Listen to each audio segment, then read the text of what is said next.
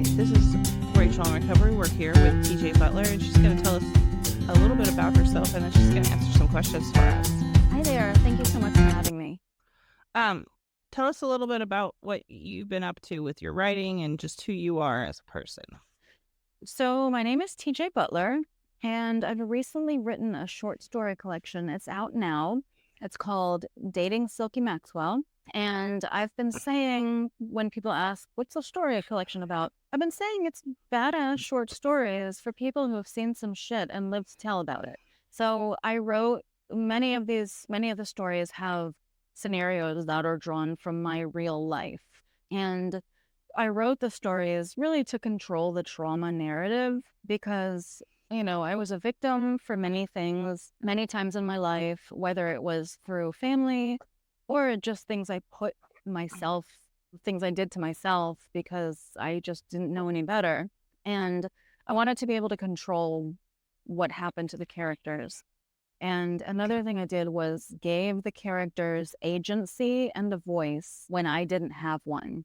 And so I have completed a collection that I think will really resonate with people who have been through some things and people whose lives are not perfect, but maybe now they own their mistakes and they own their traumas and they're working on their healing. And I just want them to know that they're not alone in this. Fair enough.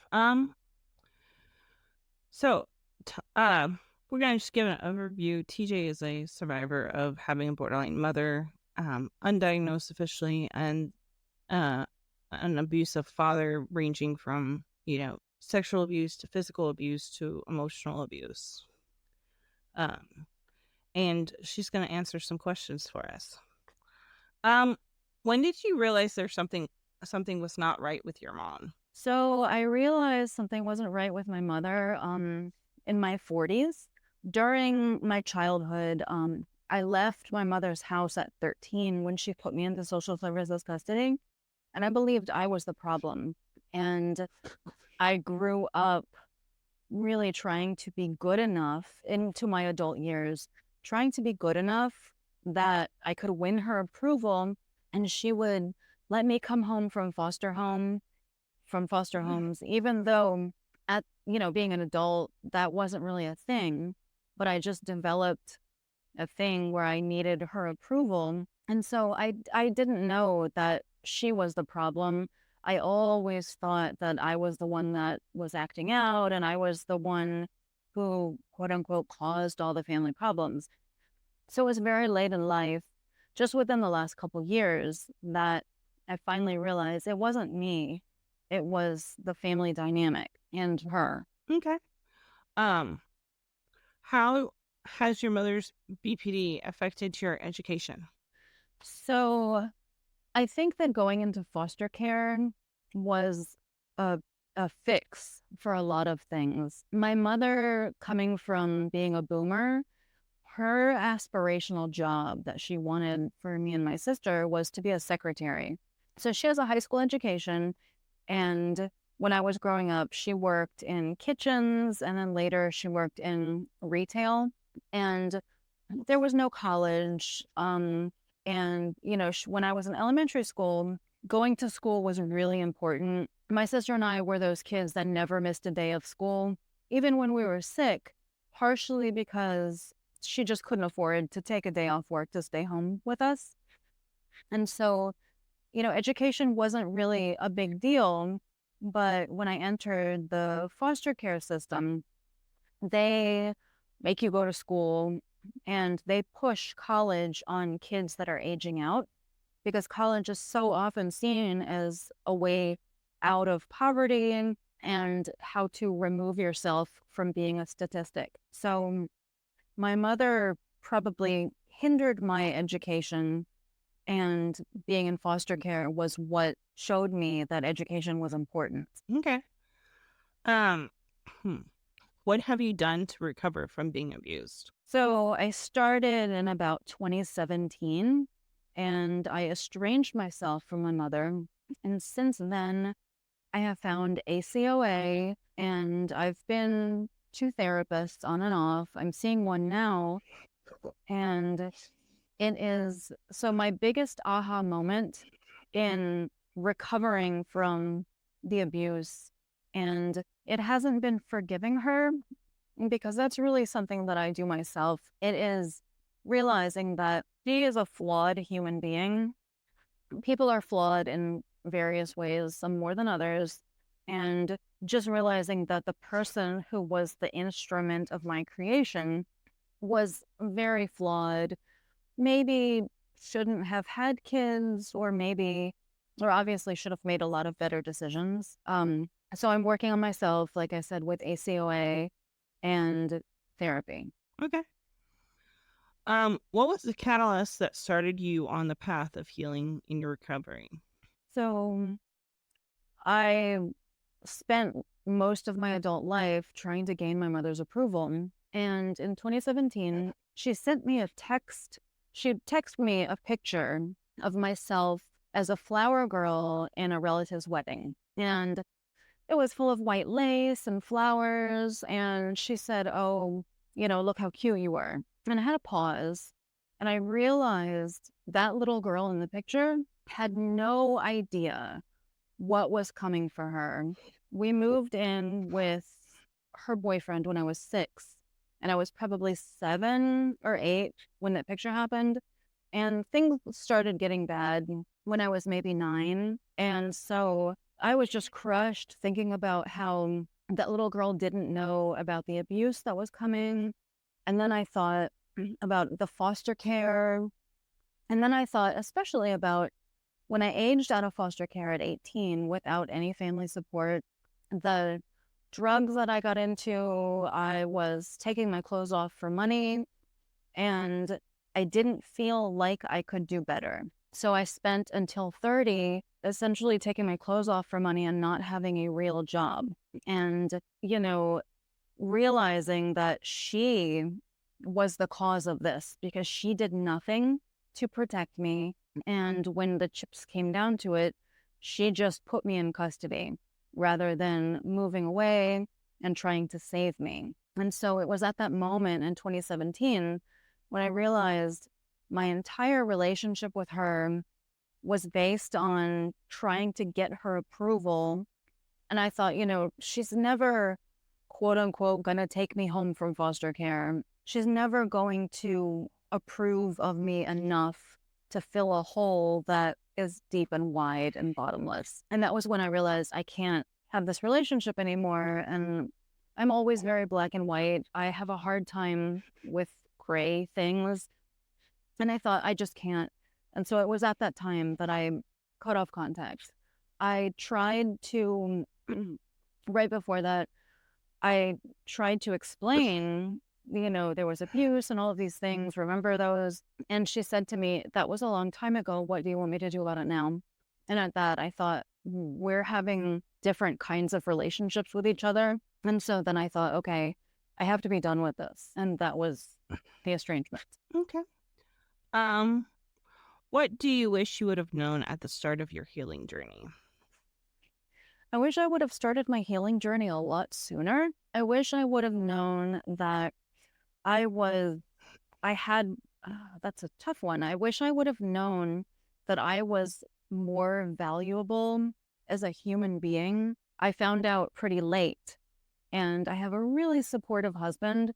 But again, I have this hole to fill, and no person, no mother, no husband can ever fill it. And so I wish that I had maybe created some boundaries with being aware that this hole I have is just pretty deep, and it's going to take a lot of work on myself and hard work on my part to figure this out. Okay. Um, did you have much of a community? And if you did, how did they respond when you talk out about this? So, as far as community, and in school, when I was in junior high, things were really bad at home. And I was also getting bullied pretty badly. And so I used to go to the guidance counselor to avoid classes where the mean girls were. And I had so much family stuff to talk about, but guidance counselors are not there for that. so they would always send me back to school. A social worker came once, and during times of physical violence, I would black out. And so, when I was younger, when the police came, we would have just had a physical altercation, and I couldn't always remember the details. And so, I have the Swiss cheese memory for so much of my childhood. And the social worker didn't do anything because, I failed to give her much details about, except, you know, somebody hits me and people yell and things are said in the house that shouldn't be. But as I mentioned earlier, I didn't know that I was not the problem. And so I didn't really have much community intervention until I was just completely taken out of the house. And then I had social workers and staff and group homes. And so that's a community in and of itself. Okay. Was there any re-victimization or victim blaming? I think that the most clear thing I can point to is my mother saying, "Oh, that was a long time ago. What do you want me to do about that now?" Which she had said more than once over the years. And when I estranged myself, my family took sides and it wasn't mine. My mother is a really, really good, helpless victim. And all through my life, she has, if somebody's done something to her or she feels slighted, she has just gotten on the phone and called her friends and called my aunts and uncles and talked about how she's being victimized. And so when I estranged myself from her, shortly after that, she went to the hospital and I didn't rush to her bedside and I didn't even actually know about it. But my family has taken sides and I'm doing something to my mother. My nephews have said that, I'm not speaking to my mother, so they're not speaking to me. So I have lost family relationships. And they've made it clear that if I go back to my mother, I can, be in the family again. My mother moved during this period of time and didn't tell me. And I guess that's fine because she thinks if I'm not talking to her anyway, why tell me she's moving?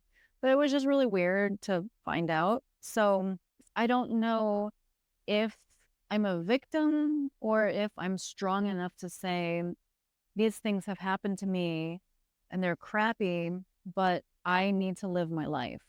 Well, I mean, victim blaming is more on the lines of somebody saying, that was your fault. It's your fault that, the family fell apart or your fault, you know. Okay. Yes, yes, yes. So during the times of physical violence, when I was younger, junior high age and hit puberty, and a little earlier than that, when the physical violence started, my little sister would drink back and hide in our shared bedroom. And I was an early reader and I was a writer even back then. And I would, I guess the adults called it sass back. So if her boyfriend said something to me that was just a crappy thing you don't say to a child, I would give it right back to him. And then when the physical violence started, I hit back. And when my mother was physically abusive, I would hit back. And so the whole problem was me. And when I was taken out of the home specifically because I couldn't live there if she was still living with him, but I was supposedly the entire reason that the family was messed up. And so I went through most of my life being that black sheep with all of my relatives. And, Okay. my mother has purported that I was the cause of it all. And that doesn't go away in a family of aunts and uncles and cousins. Yeah. No, that can be really debilitating. How would you say this impacted your career? I know you talked about getting into adult entertainment and all of that. I would say that it impacted. So with the adult business, I didn't know how to be valuable to somebody unless I was using my body. And I was just trying to fill this hole with men. And when I realized when I stumbled into getting money for taking my clothes off, I was being approved by them. And they were telling me good things about myself. And as a young person at 18, I didn't realize that they weren't telling me things. They were saying it because I'm allowing them to pay me to take my clothes off. And so, you know, I stuck with that for years. And then at some point, I was 30 and I realized I need to go to school and get a job. But I didn't have any sort of real job that I could put on a resume for a long time. And so at 30, I was an entry level office worker with coworkers that were straight out of college. So it was tough for a couple years, and I am in my late 40s now, so I'm well beyond that. But it was hard when I quit the whole business, making $100 an hour or sometimes more. I got a job at Whole Foods making $12 an hour, and it was a rude awakening trying to pay my rent and have a car and all of these things I was accustomed to, not without having the same amount of money. So I had to sell my car, and at one point I went to a food. Okay. How did this impact your dating life? I got attention from men by being promiscuous and I went with a lot of men that were probably not with me because I was a kind human being. And I didn't have healthy relationships until I was well into my 30s. I met my husband late. I met him as a model, and we've never had a photo shoot together or anything like that. But it was not until I met my husband that I realized, I'm valuable to men for more than my looks. So I had terrible relationships, a lot of flings, a lot of short-lived relationships. And I also was promiscuous at, 12 years old. I lost my virginity at 12. And when I was in foster care for 13 to 18, they don't allow you to date. So I had a couple years of being promiscuous. And then I was not in the dating pool at all during my high school years. And so when I came out, I just, I didn't have approval of my mother. And I was also aged out of the foster care system without any support. So I had a lot of bad relationships that just left me feeling kind of empty and like I wasn't valuable for anything except taking my clothes off. Thanks for listening to Rachel in Recovery. We'll be back next week at 10 a.m. with the rest of TJ's story, and she's going to tell us a little bit more later. Always follow us on your favorite social media platform and podcast platform, and always subscribe to us on YouTube. If you have any questions, reach out to rachelinrecovery.com. Thanks.